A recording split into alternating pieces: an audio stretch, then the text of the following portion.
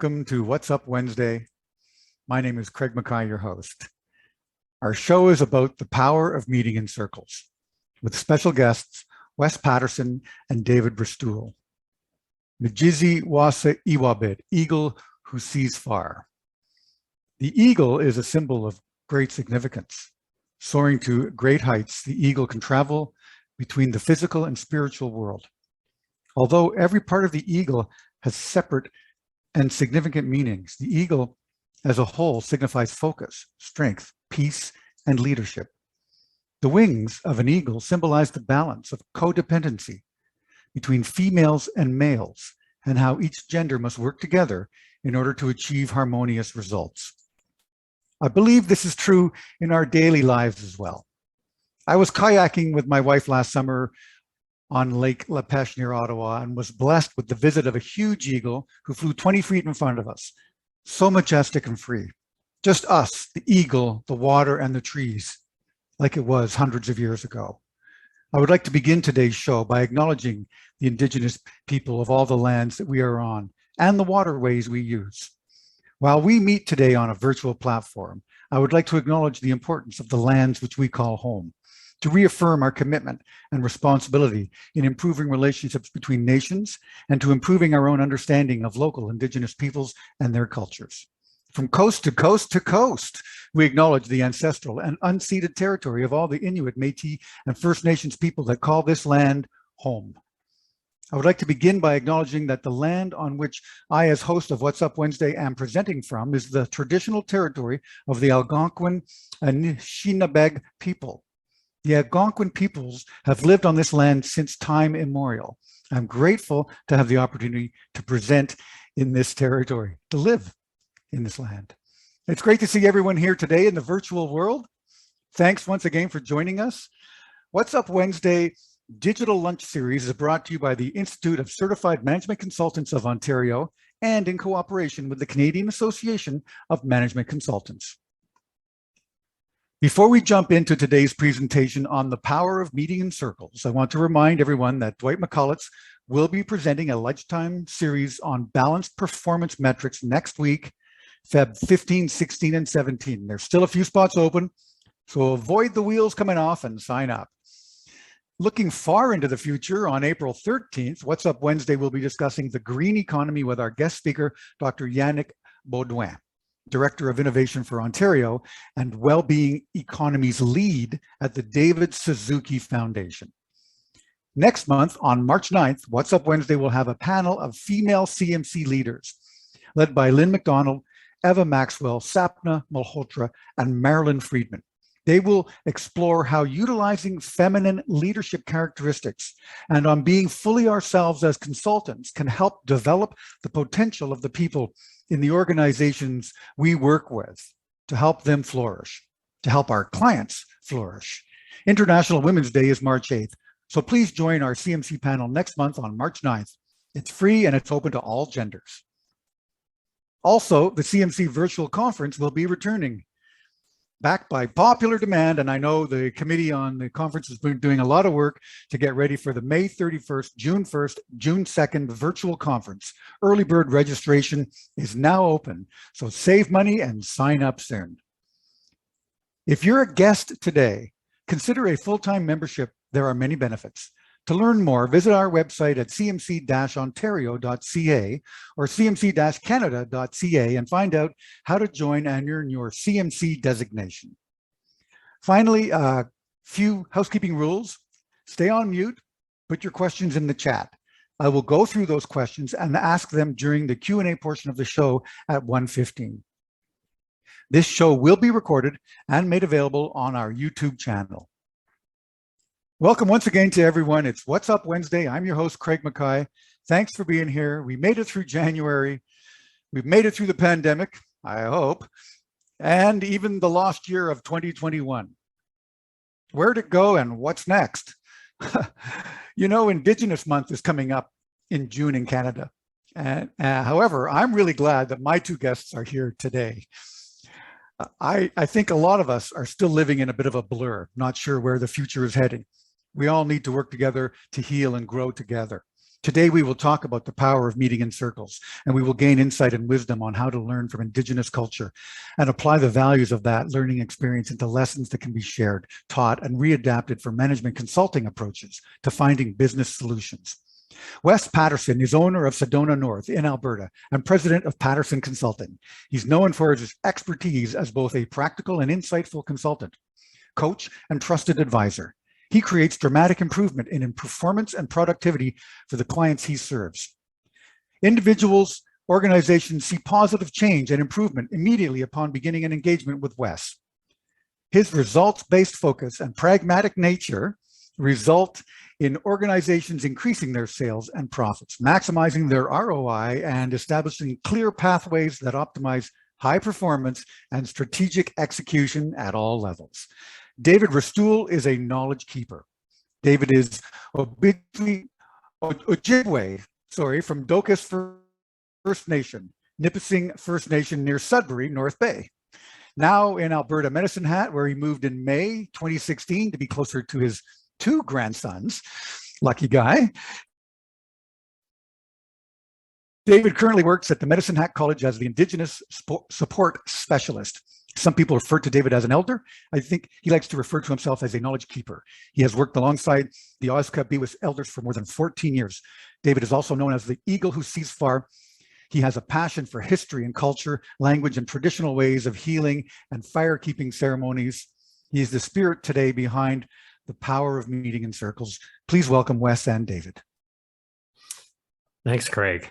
Glad to be here. Next slide, please. So starting out, I like to start out with this slide. So this is a picture back a couple decades ago. I went on a great white shark diving excursion. And so if you look down at the bottom right-hand area of the screen, that is a 29-foot great white shark. We called her Big Bertha. So they had a marine biologist and a bunch of people on the expedition when we went out for 3 days off the coast of Guadalupe. And that island made Alcatraz look like a kindergarten. So it was quite an interesting experience going there. But one of the things that one of the shark wranglers had said was that we're dealing with an apex predator, so you want to always keep all your limbs and everything inside the cage. And one of the questions that was brought up was, well, what should we be doing? Can we be taking pictures? And he said, again, take your picture, but keep all limbs inside the cage. He talked about if there was a compromise, how we get out. He said, and first and foremost, never take your eye off the shark. And then someone asked a question, well, what happens if we have more than one shark? Next slide, please. And to that he answered, never take your eye off the biggest shark. And so as we see the shark circling around here in the image, that is what they did when we were in the cage. So we would see the sharks begin to circle. They were very, very smart, and it was quite something being in that experience, because you're completely in awe, but you're also have this terror feeling that, these things could just, if they wanted in the cage, they could get in the cage. So if they wanted there, luckily the bait slingers, they kept them occupied with the tuna and all those things that they would move around so that they come by the viewing window and we could see them. Next slide, please. So when we look out in nature and when we look at our world, we're going to see that things don't exist in straight lines. They're in nature, we're just always seeing curves. So we're seeing curves. If we look at the night sky, we are on a giant rock that rotates on an axis, that goes in a solar system, that revolves around a star. And so circles have a lot of meaning, they have a lot of power. And as we talk for the next bit here, we're going to tell a little bit about where that power comes from and how we can harness that and use that in not only our work, but also our home and achieve balance overall. Next slide, please. So this might date me a little bit, but if you look here, this is how we used to listen to music when it first came out. I remember my dad had the diamond needles on the record player. And one of the things with the record is as the needle spins around, there's small grooves that come up and down. That's what's going to produce the sound and give the effect to the music that we live in. So again, the record spins round and round. And even when they recorded music early in the recording studios, they would use that with the analog tape. It wasn't until they started recording music in digital format that they actually stopped going in waveforms, and they actually started going into micro stacking forms. So a little different now. As they get smaller and smaller, the lines again are starting to smooth out. And so we're starting to get music quality a little bit more like the authentic LPs of the past. Next slide, please. So I like to bring up this slide because this is an ancient practice that people have been using for centuries. And it's the practice of astrology. So if we look at the astrological wheel, what we see is in the center, that represents the planet. And the outer side or the houses that we see, so we can see the horizon line, and we can see that there's 12 houses and there's 4 quadrants. We can see this is essentially a snapshot of what the sky would look like when John Lennon took his first breath at this moment in time. One of the interesting things when you explore this practice is you start to look at different traits that start to show up here. So one of the things that we can see is you can see that there's a lot more planets that appear below the horizon line. So this would indicate that John is a bit more of an introvert. We'd also see a lot more planets lean over to the right side of the wheel. This would indicate that John is a person that is more outer focused. So he's not going to be looking as much on his own personal intentions, but how he can be of service to others. So let's flip next slide, please. So where do we see this occur nowadays? Well, if anyone's seen this methodology, the everything disk system, we can see a lot of similarities. So if you look at the DICS, we can see that those that are more focused in the C or the S, again, tend to have the introvert tendencies. Those that are above the horizon line are more to the extrovert. So we can see there the dominance, and we can also see the influence there. If we look again to the right side, we're going to see people that are more focused on others. To the left side, we're going to see more people that are focused kind of in their own world. So they're going to be looking more at the tasks and the projects at hand. And so they might tend to appear a bit harder on people, whereas we're going to see more of those people skills, those relational skills appearing in those that are stronger in the I and S. Next slide, please.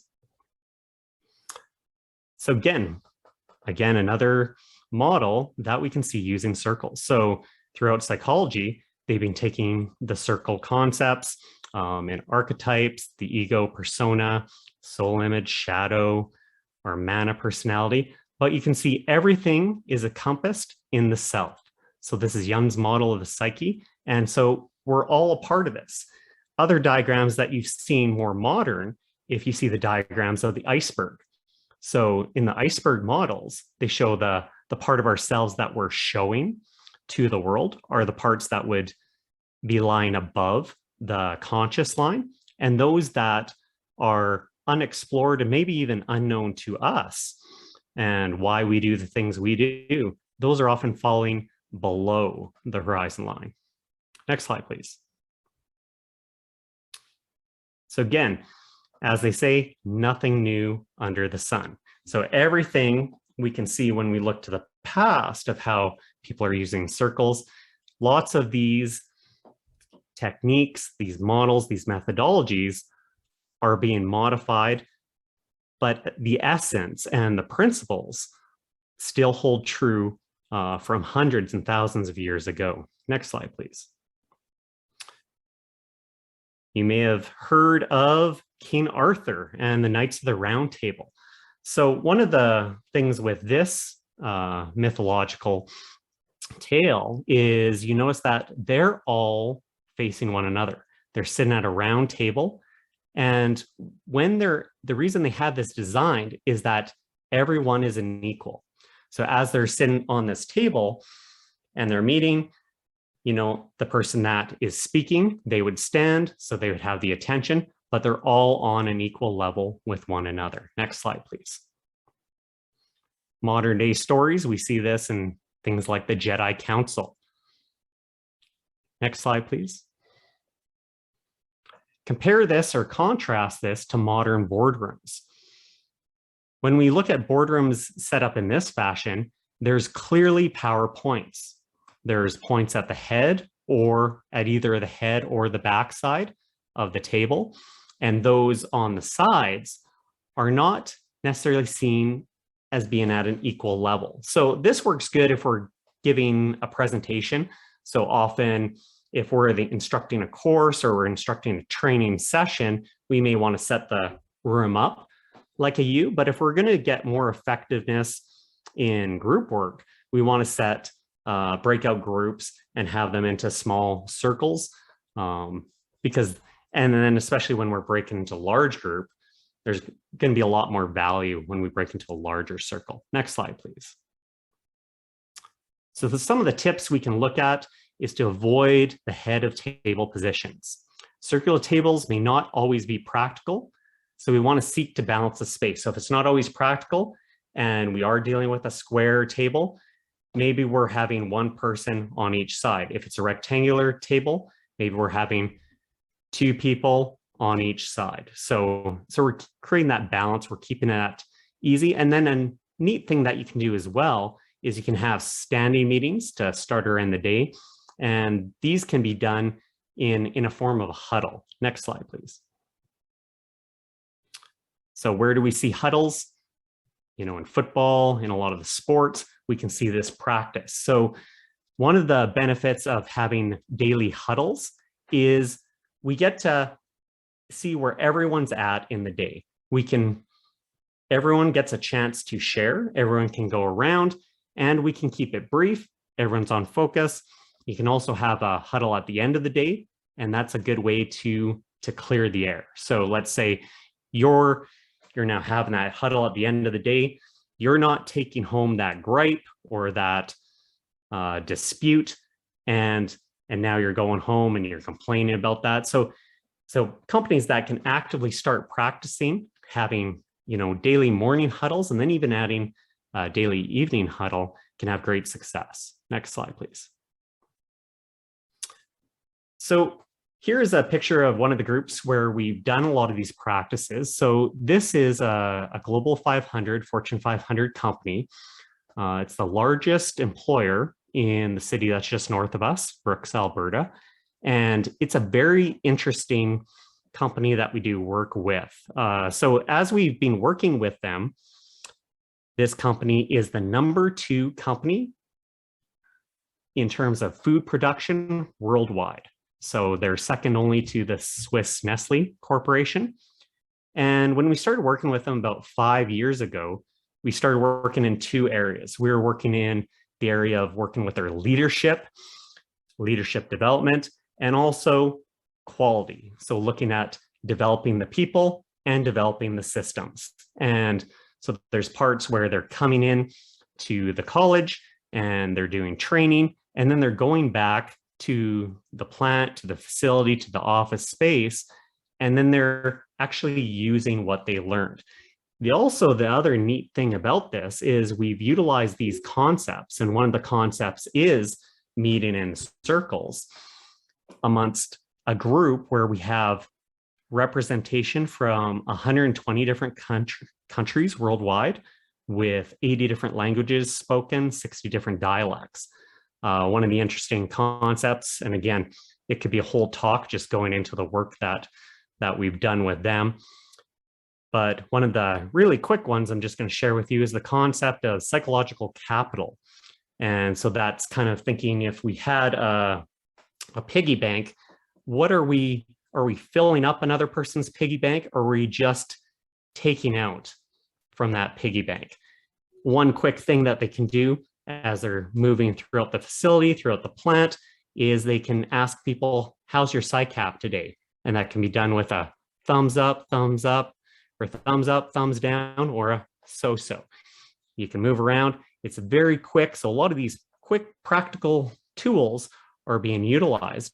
And a big celebration that they had this year is that they have groups from all over the world that are coming to learn of the practices that we've been doing with them, but they achieved the #1 status worldwide. So with all their KPIs, their key performance indicators, they are now #1, and they plan to stay there. So there's lots of groups. So often we'll see groups from Australia and Brazil and the States coming to learn. One of the other interesting things was when the COVID-19 pandemic hit in, they were able to quickly respond within the last couple of weeks of March. And through the training that they've been doing with us, they were able to come up with 96 health and safety changes within a 2-week span.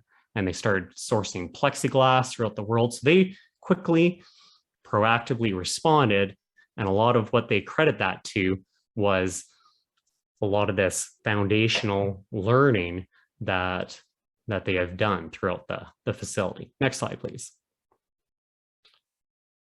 So I'm going to move into introducing David here. And one of the projects that David and I have been doing a lot of work over the last couple years, and David's provided a ton of subject matter expertise to, is the Renewal Project. So this is an interesting project.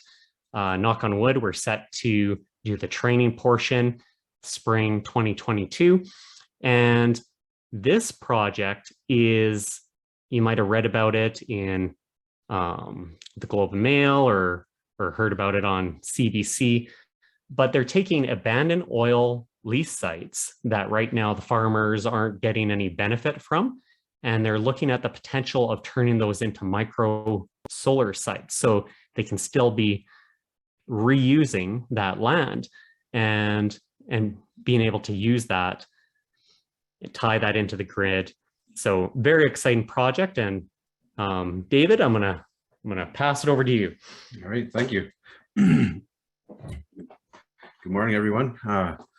So as was done my introduction, I'm Ojibwe. So I'm an Anishinaabe from Ontario, Doki's First Nation and Nipissing First Nation.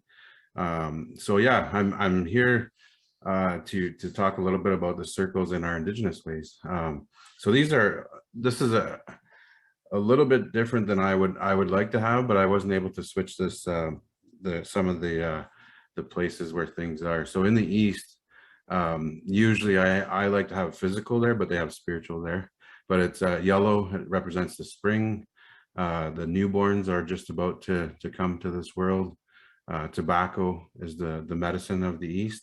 So in ceremony or in asking for anything from nature or from an elder, from anything, we always come with tobacco first. So that's why it's in the East.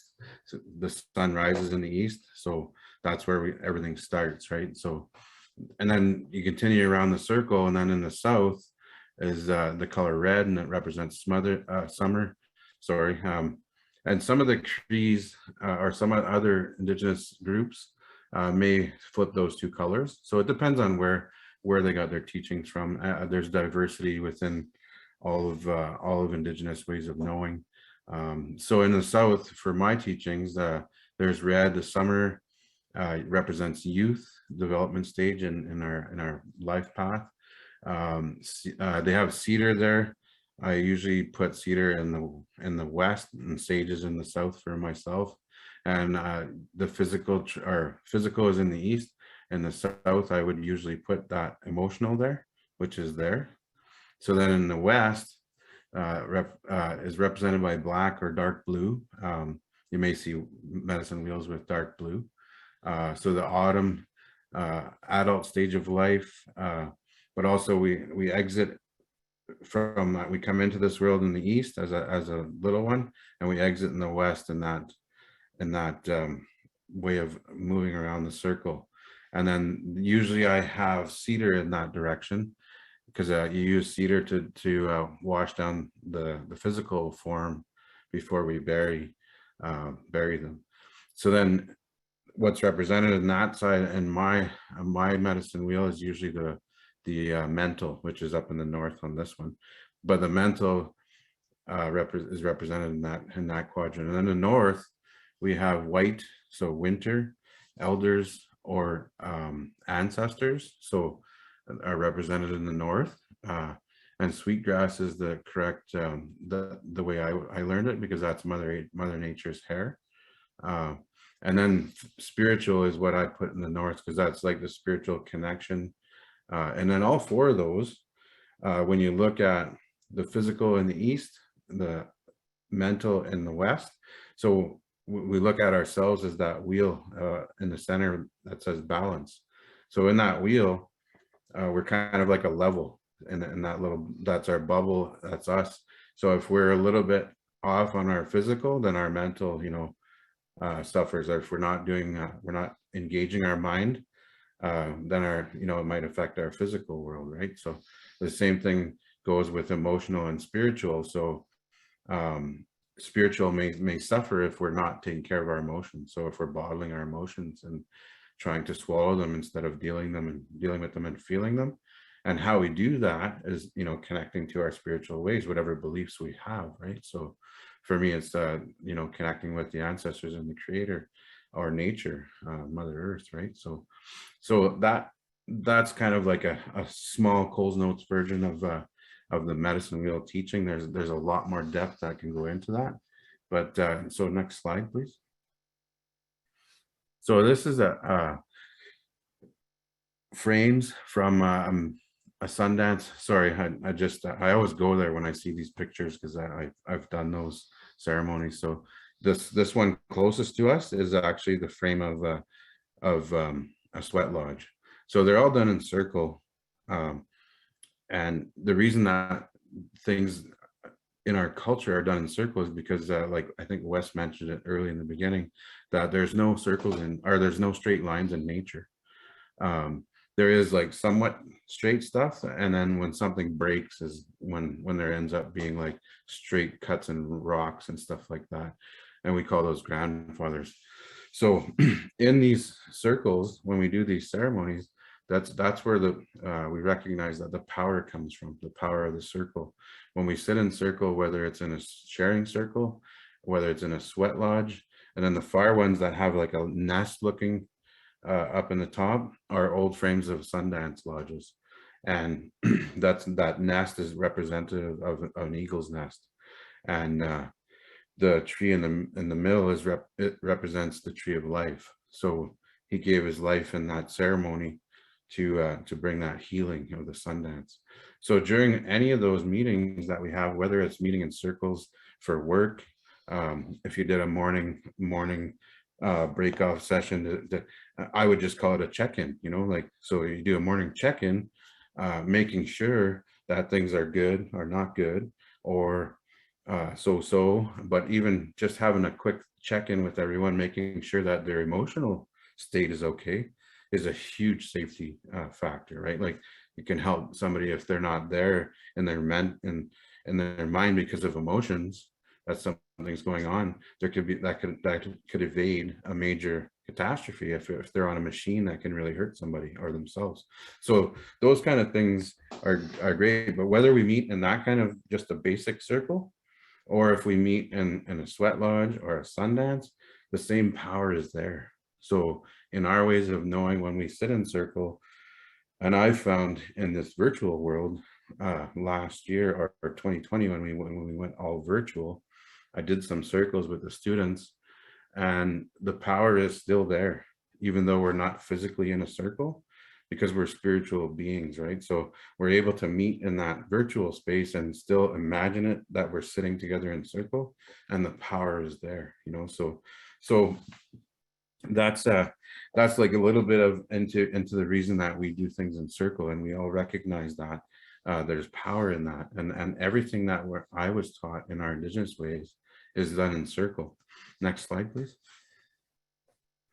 So this is the Sundance when it's all dressed up. So this is right after it's completed in the particular kind that I went to, and it's at some point they take down the flags and then it's left until it falls. So that Sundance Lodge has done its work already, and all the things in the middle are flags, and then these are some lawn chairs. I couldn't really remove those, but the flags that are all leaning on the tree in the middle were flags that the dancers carried on those poles while they were dancing. So all that healing is there, right?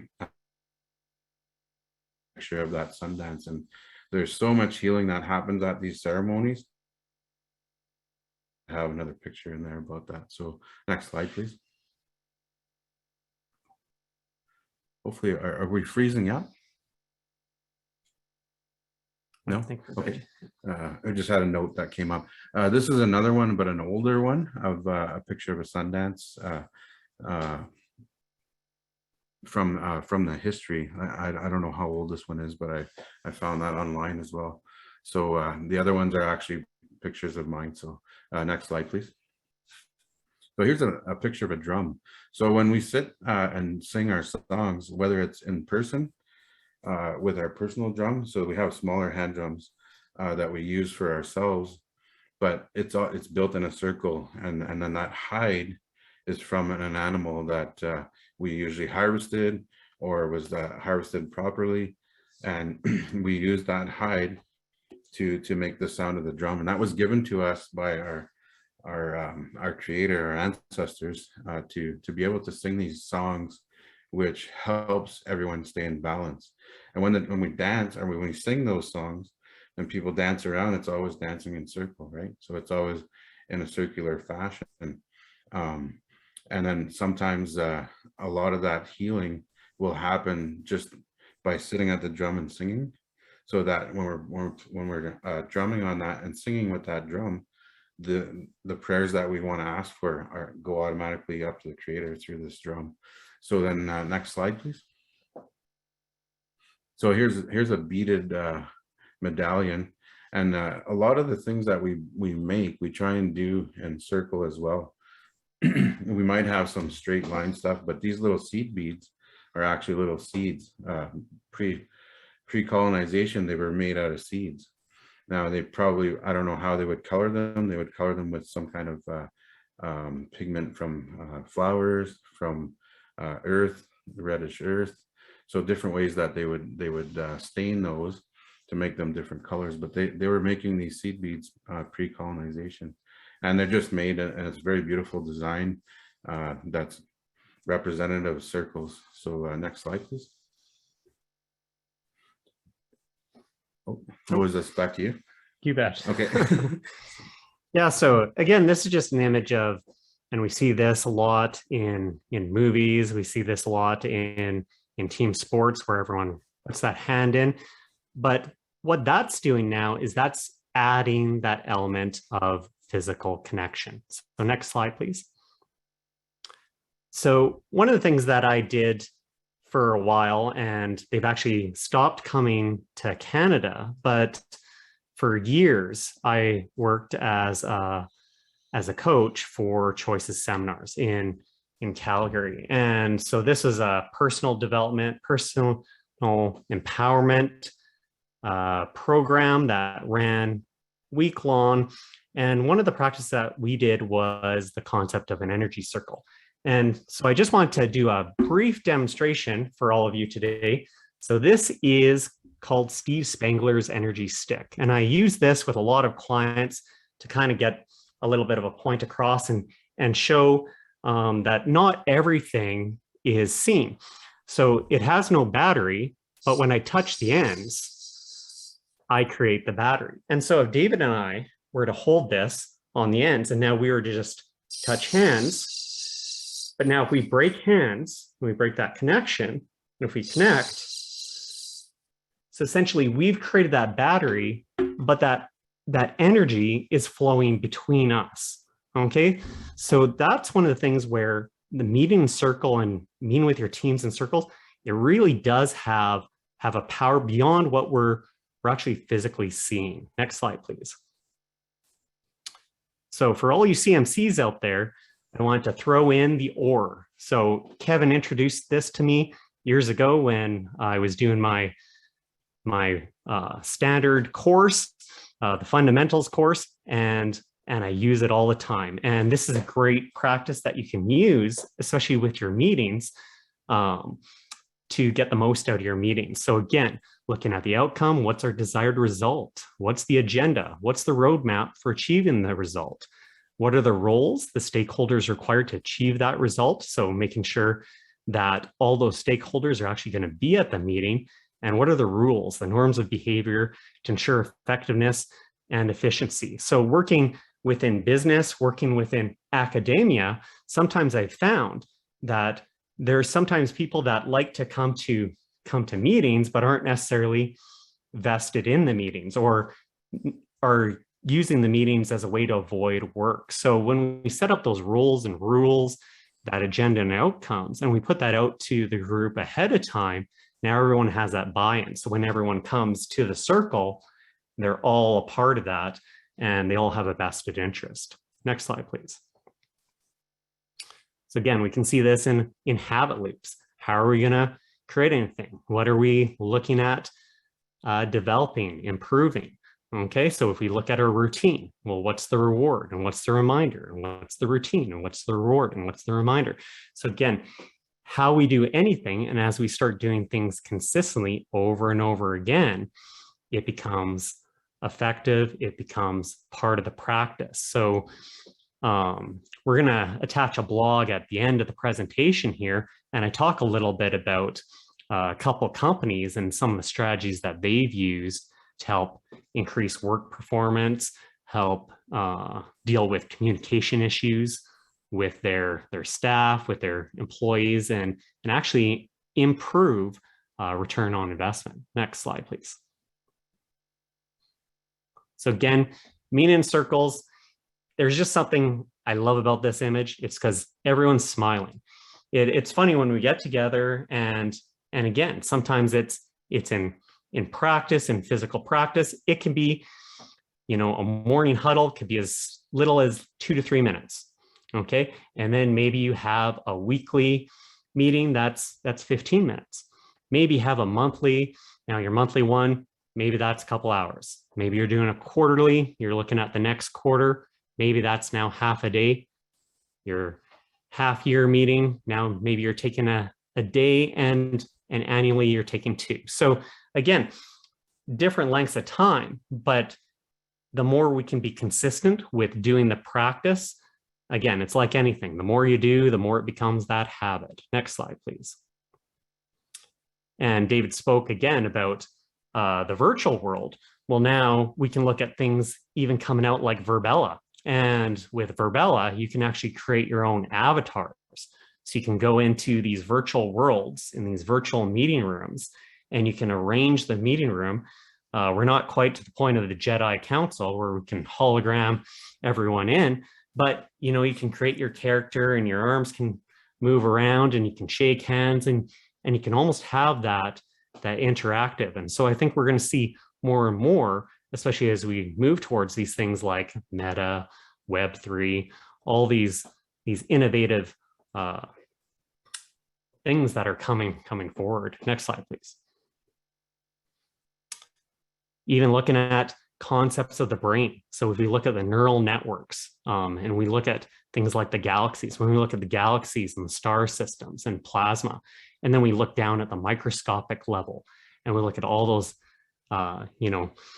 50 billion synapses. And now you start learning a new skill and you produce a new groove in the brain. And again, that's starting to design. So it's really quite an interactive network. And if we look at that in modern, let's look at things like the blockchain.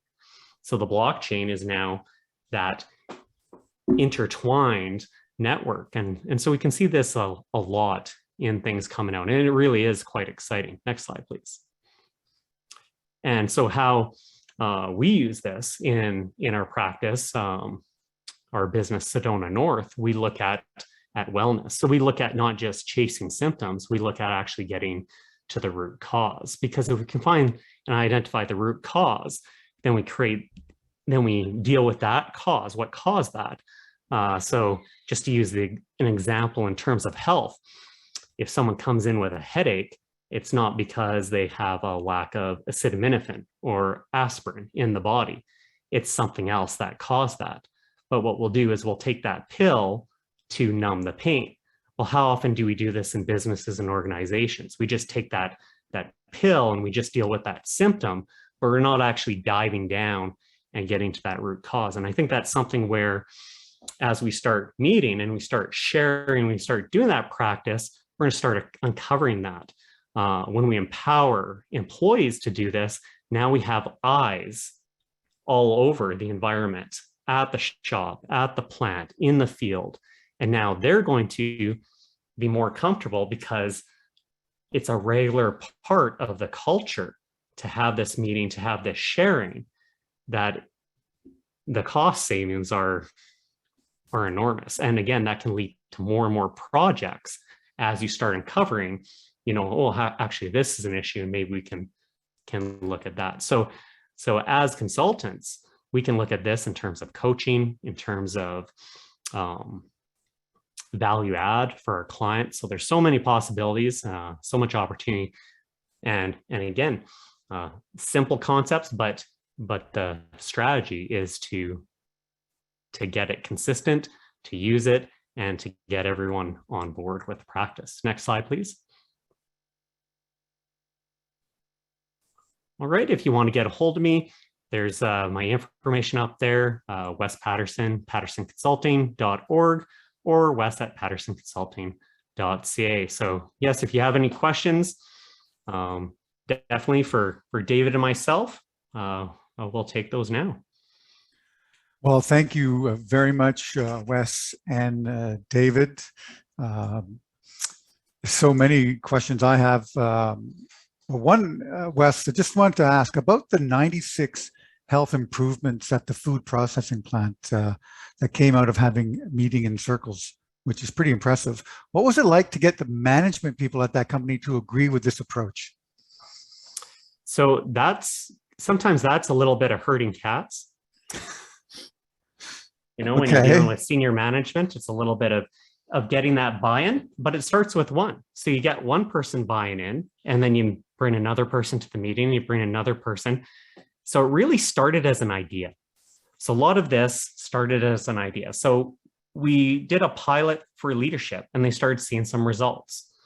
And then that led into another session, which led to another session, which led to another session, which led to us starting to look at quality, which led to us developing continuous improvement teams at the facility, which led to integrating it into their whole reward system. And they're built on a level of meritocracy where now it's infused everyone in that. And people are looking at that from not only a benefit for the plant, but also a self-serving benefit of, what's in it for me? Because at the end of the day, we're all human. And so we want, and people have different things. So some people like to be acknowledged for the work they do. So sometimes going over and having that, how's everything going? And that thumbs up, and a smile from a supervisor walking around, that can get a lot. And what it also does is it empowers people. And we have people from all different walks of life, all different levels of education. And we've been able to teach these concepts. Some require more work than others. But that's kind of their thought. They want to build that culture, and it's a unified culture that's being created with people from all around the world. And it's really quite interesting because, and I'll use a quick example. You'll get people from some of the Eastern European countries they're very direct and, stern and brusque. And as they start going through the training, you start to see them soften. And then you'll see people from other cultures, maybe the Philippines, where they're more head down, not as confident. And then you see them, shoulders start to come back, chins up. They're starting to project their voice. So again, in many ways, we're kind of Canadianizing them because we're kind of a big mix of so many cultures and so much heritage and value. And it really is exciting to see and the sharing that comes with that. But when you're trying to convince a company to, break down the hierarchical structure and get everybody basically in a circle to have a meeting to talk about what's wrong with the plant or what can be improved with the plant. What are there some typical hurdles that you need to use to convince the management that it's worth the effort to stick out their necks 100%. Yeah. 100%. What are some of the hurdles you have to overcome? So, so let's look at some of the hurdles, because sometimes you'll get the people that they know it all. You'll have the people that they know it all. I know everything. I know it all. I can't learn anything else. My cup's full.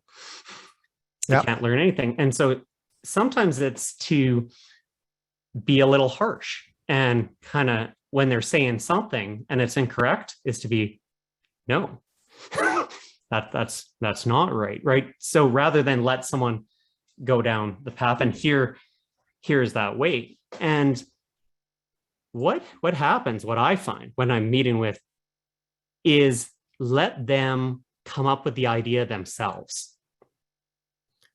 So get to that questioning and let them come up with the solution. So one thing that we came up with, which was a huge thing for this fabrication company that we were working with, and they were kind of having these two factions, and this one faction wasn't talking to the other. And so they kind of had this passive aggressive, deep-seated, deep-rooted thing. And they weren't meeting and they weren't coming together, and there was breakdowns in communication.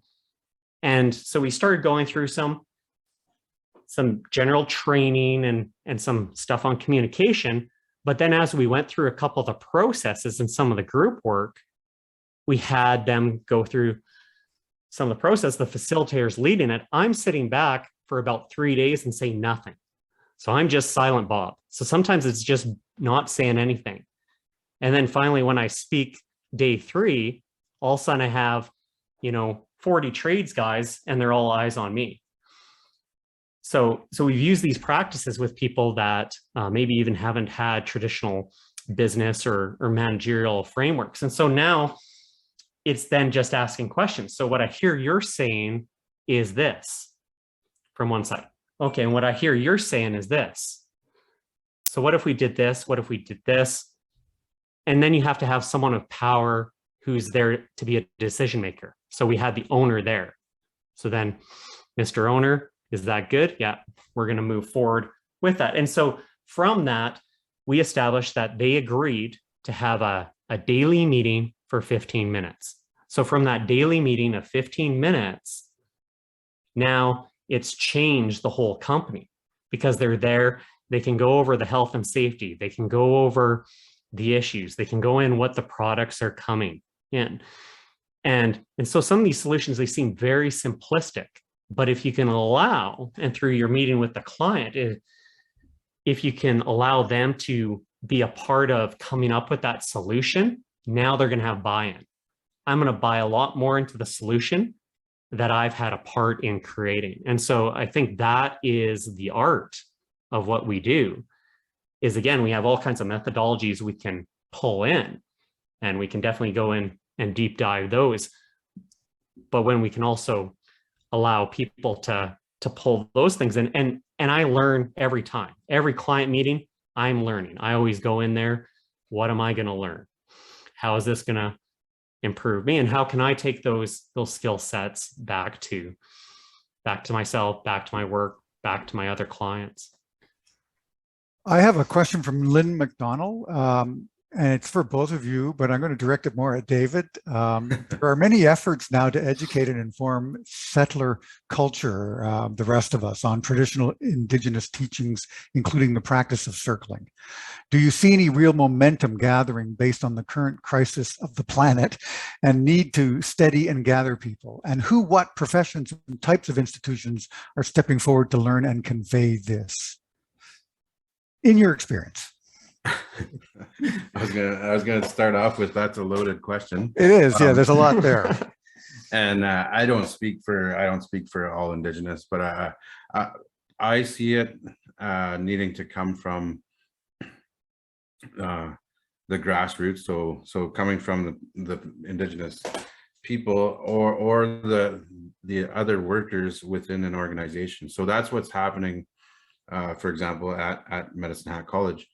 A lot of the settler faculty, student services are really buying in because they've been able to join Circle. And one of the comments on actually what Wes was just talking about, getting buy-in from those leaders, is if you get them to come to Circle and there's no power dynamic, like he showed the different tables, if you get them in a round circle, there's actually an energy shift, and there's a different thing that happens, and it's not something that we can control per se, except for by forming a circle. When you form a circle, these management people might get a lot more buy-in, because it might shift them a little bit in the sense that we're all equal in a circle, like you showed the Knights of the Round Table. And then when we do things in Indigenous ways, the buy-in that comes is massive. When we, for example, we're building a Indigenous strategic plan, which is very colonized labeling. But during this process, because we did it in a circle manner, our strategic planner shifted her whole way of looking at things, and she was blown away. She said, "This is amazing," and it was done virtually, and she's had a lot of shifts happen within her because we were just framing it, and I opened it like I would a circle. So there's different ways that we do those things. Like for myself as Ojibwe, we would do a smudge like part of the circle. Even virtually, you can just do that and share it to the camera if people don't have any of their own to light. And then with the next part of doing that circle would be an introduction of who they are, where they're from. And that kind of is part of the ignition of the circle. So when you have someone speak up, open their camera and say who they are and where they're from, they're connecting spiritually with that circle. And then from there, I might do a song or an invocation. So those kind of things are massive to get someone to shift out of the analytical brain side of the brain into the artistic, or one might say like the artistic side of the brain. So the more of the emotional side of the heart, right? So when we get that engagement like that from the people within the organization, it's massive when it comes time to have these meetings and decide what's going to happen with the institution. We have a number of settlers now that are going like, I've been part of this and I want to buy it, like I want this to change. And it's really difficult to do. Systematic changes are hard to do. I don't know which one should lead it in that kind of sense, but I think that the larger organizations like health, post-secondary, government, those levels it needs to start happening in those levels. And I think it is. The momentum is kind of going that way, I think, for a number of different reasons. So I don't want to get us in the weeds too much here, but no, but those are institutions that can probably make that transition in some of their meetings a little more easily. And it's really interesting because you kind of answered the question from Jeff Nelson there, and when he asks, how do we do circle meetings in Zoom? You brought up a couple of great points in that regard, doing the smudge, even though it's virtual. There's still an essence to that whole idea. Yeah, and some of the some of the biggest things I've found, like barriers, I guess, with this technology is doing housekeeping like you did at the beginning for this, asking people, please keep yourself on mute. It's opposite. You're asking people to please open your camera, and that's, you know, that gets people to engage and put themselves vulnerable a little bit, because when we make ourselves vulnerable, our authentic self comes out, right? So that's one of the biggest things that our way of doing things in circle like that, it really helps. I had some meetings before that I took away the table in the middle and shifted the whole feeling, and some people didn't even want to be part of it. So because when you take out the center barrier, we're all open to see each other completely, like that virtual one that Wes pulled up. And one of the things I wanted to add that I meant to add in there was that every animal, if you notice, every animal when they walk to go lay down, they always do circles first. And that's part of comforting themselves, as well as making sure there's no predators around, making that circle to make sure they smell every direction before they lay down. That's all part of the power, right? So the power of circles is there's endless things that come into that. I had a cat once that did that. When you do a meeting in circle in person, you talked a little bit about the energy with the energy stick. That was a cool example. Is it important to have a point in time where everybody holds hands in that circle? It's easier. I guess I could just talk on that. Like it's easier to have the transfer of energy, yes, because we just showed that example. But now with COVID, it's changed a lot of things. I don't think it's necessary, because when you're in circle, there's an energy. Because like when you well, let's use a cat for example. When you come close to a cat, you don't have to say anything. It could be sleeping and you come near it and you don't have to touch it, and it will wake up and look at you, because your energy gets there before your hand does. Your energy gets there before you do. So like that energy is there anyways. It's just stronger when you grab hands. So when we have a round dance, for example, if someone's really feeling down and they join that round dance and we're all holding hands, we all take on that burden. So we all take that energy, that sadness from that person, and then it brings us all together, and then it evens out. It's kind of like equaling out the energy. And that happens just by sitting in circle for a period of time without touching.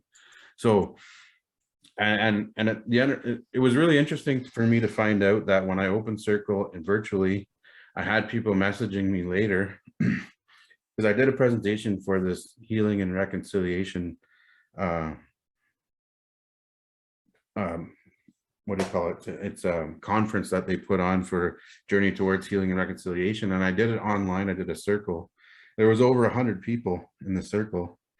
And when I heard from a few colleagues from the college, they had told me, I attended that circle and wow, it was so amazing. I felt that, you know, I cried when you did your song, you know, stuff like that. Like they really felt the energy of that circle because they were engaged in it. And part of the housekeeping is to make sure that all the distractions are shut off. You're in a room, preferably by yourself, because if you're the way I frame it is that if you're in person at a circle, you don't have the option of tuning out and answering a call or answering the kids, you know. So when you really want to get the most out of connecting to that circle virtually, you want to shut off all of those things that can distract you, right? So that housekeeping part of it is almost the biggest barrier to get by. I've done some circle meetings on Zoom and really didn't even know I was doing it. At the end of these meetings, I make sure everybody in the meeting has an opportunity to let us know how they're doing. So we do like a round table. If we don't do one at the beginning, which you had talked about, and I think that's really important at the beginning to do those introductions. But doing one at the end is also another way where you can kind of maybe be a little less formal because the meeting's about to end. So people would, especially during this pandemic, people would talk about things at the end of the meeting that weren't necessarily directly business, but it helped them relax. And I found it really useful. It's important, I think, when you have this circle, to make sure that everybody feels on an equal level, right? Right. And I think the introduction, or telling a story, or everybody telling a little story and moving around is a good way to do that. And I love what you said, Wes, about having huddles. They're like agile scrums, and you can have them at the start or the end of the day, and use those types of meetings to keep the ball rolling, which is another circle. Absolutely. Yeah. And I was going to say that if you want to get a topic going with everybody at the beginning or the end that lightens them up, ask them what music they like. Maybe you'll find out, like I did, that Wes used to be a punk rocker and he likes the Ramones. That was the disc, right, that you had on that slide. I saw that. Very good. I can't thank you both enough for being here today on our What's Up Wednesday. Thank you, Wes Paterson and Dave Restoule. I want to also thank CMC Ontario and our events coordinator, Sandra Addison Brock. I hope to see you all for upcoming What's Up Wednesday shows. March 9th, our female panel of leaders will be discussing maximizing feminine leadership traits. Join Lynn and the crew. April 13th, Green Economy with guest speaker Yannick Baudouin from the David Suzuki Foundation. Remember, life and success is never a simple straight path, but a rewarding journey. Bring that to your daily business life. Use the medicine wheel to help center yourself. I love that one, David. Look up and not down. Be open, be well. Everyone, cheers. Thanks, guys.